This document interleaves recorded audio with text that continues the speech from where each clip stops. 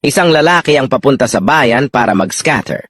100 lang ang pera niya, kaya wala na siyang ibang pera pamasahe.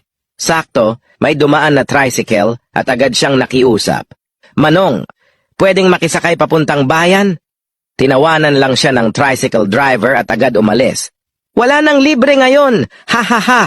Sa inis ng lalaki ay nilakad niya na lang hanggang bayan. Pagdating niya doon ay agad siyang naglaro at swerte namang pumaldo.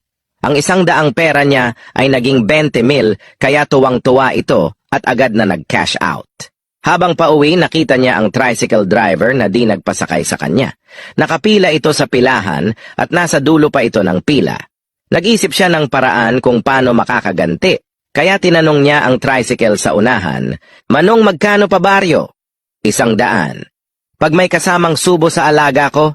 Tiningnan siya ng masama at galit na galit siyang pinagtabuyan. Tinanong niya ulit ang sumunod na tricycle, "Magkano baryo?" 100. "Pag may kasamang subo sa alaga ko?"